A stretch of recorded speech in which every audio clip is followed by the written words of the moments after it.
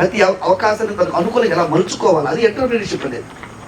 చిన్న చిన్న అవకాశాలు కూడా తనకు అనుకూలంగా మలుచుకొని దాన్ని వ్యాపారంగా మార్చుకొని దాన్ని ఆర్థికంగా ఎదిగేదాని కోసం ప్రయత్నం చేస్తూ ఉండాలి మనిషి. ఎప్పుడు దాకా? అట్లీస్ట్ ఒక స్థాయికి ఎదిగేదాకా. ఎదిగిన వ్యక్తులు కూడా నిరంతరము బిజినెస్ ఆలోచిస్తున్నారు.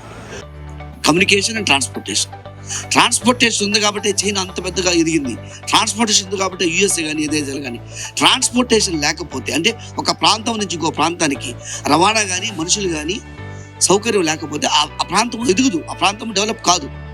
సో కాబట్టి కేంద్ర ప్రభుత్వం ఏం చేసింది, 2015 నుంచి 2030 లోపల రైట్ ఫ్రమ్, అంటే ఇప్పుడు మనకు ఇప్పుడు ఒక సైడ్ బాంబే ఉంది కదా, ఇండియా పట్టం చూసాం అనుకోండి, బాంబే పైన కుద్ర ఇది సంబంధించి ఉన్నాయి, పోర్ట్లు ఉన్నాయి అక్కడ. అక్కడి నుంచి మళ్ళీ వచ్చిన తర్వాత ఏమొస్తుంది, కొచ్చిన్ తర్వాత వచ్చిన తర్వాత చెన్నై, ఇటు పోయిన తర్వాత మళ్ళీ ఇదంతా దాటుకున్న తర్వాత వెనకబోద్దంటే వైజాగ్ నుంచి భువనేశ్వర్, కలకట్టా పోతుంది. అంటే భారతదేశానికి ఆల్మోస్ట్ 3 వైపులు నీరు ఉంది, అన్ని దగ్గర పోర్ట్లు ఉన్నాయి. రవాణా అనేది ఏం చేస్తారు, ఒకటి బస్సు వెళ్తుంది, లారీలు, అవునా, దానికి డీజిల్ వాడాలా, ఎక్స్పెన్సివ్, కిలోమీటర్కి 2 రూపాయలు పడుతుంది, కొన్నిసార్లు కిలోమీటర్ 1 రూపాయి కూడా పడుతుంది, 10 రూపాయలు పడుతుంది కిలోమీటర్. ఒక పెద్ద వెహికల్స్ 1 లీటర్కి 1 కిలోమీటర్ వస్తుంది, అంటే అంత 100 రూపాయలు పడింది. తర్వాత ట్రాన్స్పోర్టేషన్ ఏంది, ట్రైన్, ఆ తర్వాత మళ్ళీ కార్గో, మళ్ళీ ఎయిర్పోర్ట్ కదా. వీటన్నిటికంటే కూడా చీపెస్ట్ ఏంటంటే మెరైన్, సముద్రంలో ట్రాన్స్పోర్టేషన్ అనేది సులభంగా అతి తక్కువ, అంటే ఒక 100 టన్నులు ఎదుకొచ్చేస్తుంది ఒక షిప్. ఈజియెస్ట్ ట్రాన్స్పోర్టేషన్ సముద్రంలో కాబట్టి ఈ సముద్రం భారతదేశానికి ఉన్నటువంటి ఈ మొత్తంలో పోర్ట్లు నిర్మించి సరుకుని అక్కడి నుంచి రవాణా చేసి, ఫర్ ఎగ్జాంపుల్ కలకట్టా నుంచి నేరుగా సముద్రంలో వచ్చి కృష్ణపట్నం పోర్టుకు వస్తే, కృష్ణపట్నం పోర్ట్ నుంచి ఏం చేశాడు, చెన్నైకి తీసుకెళ్తాడు, బెంగళూరు తీసుకెళ్తాడు, ప్రొడక్షన్ తీసుకెళ్తాడు. ఒకవేళ కలకట్టా నుంచి బాంబే పోయినా కానీ, అంటే ఇది తిరిగిపోయిన దానికి సులభంగా ఉంటుంది కాబట్టి ఏ దేశం నుంచి వస్తుందన్న ఉద్దేశంతో చేసిన ప్రణాళిక ఇది.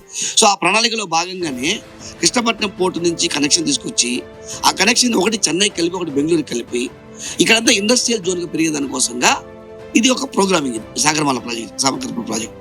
సో ఇప్పుడు మనం ఏం మాట్లాడుతున్నాము, ఈ స్వర్ణముఖి లేఅవుట్ గురించి మాట్లాడేటప్పుడు ఎక్కడైనా రియల్ ఎస్టేట్ డెవలప్ అయ్యేదానికి ఏముంటుందంటే మెయిన్ కారణము, ఒకటి కనెక్టివిటీ అప్రోచెస్, రెండోది కమర్షియల్ యాక్టివిటీ ఉంటే ఆ ఏరియాలో.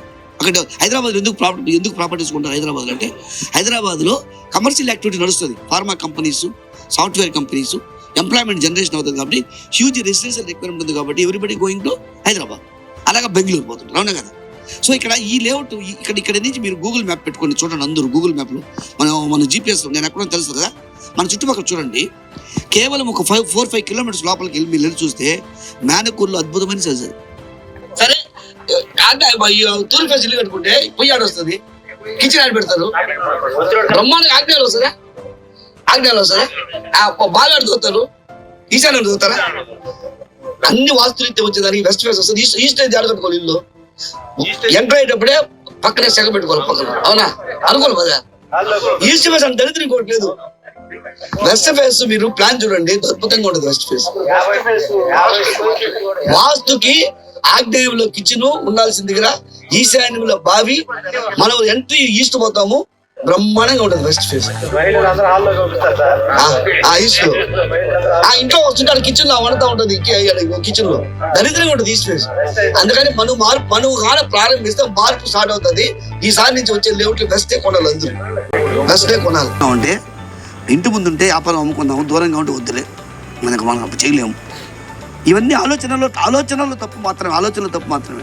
వ్యాపారానికి అమెరికా అయితేమి, రష్యా అయితే, చైనా అయితే, ఏ దేశం అయితే ఏమి, డబ్బు వచ్చేదానికి ఎడైతే ఏమి, ఇక్కడికే చేయలేకపోతే రేపు బెంగళూరు ఏం చేస్తాము, హైదరాబాద్ ఏం చేస్తాము. నీకు ఇంటి ముందని చెప్పి అనుకుంటున్నా తప్ప పెద్ద చెరుకు అనేది, దానికంటే కూడా కమర్షియల్ యాక్టివిటీ, మంచి ప్రైజు, బెటర్ డెవలప్మెంట్. అక్కడ తార్ రోడ్లు కదా వేసింది, దర్శక తార్ రోడ్లు కదా, ఇక్కడ సీసీ రోడ్స్.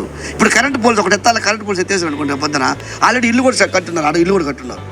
కాబట్టి అంత అద్భుతమైన ప్రోడక్ట్ ఇచ్చినటువంటి శ్రీకాంత్ రెడ్డి గారి వాళ్ళ టీంకి ధన్యవాదాలు తెలియజేస్తూ, అందువల్ల దయచేసి మీరందరూ సక్సెస్ కావాలని భగవంతుని కోరుకుంటూ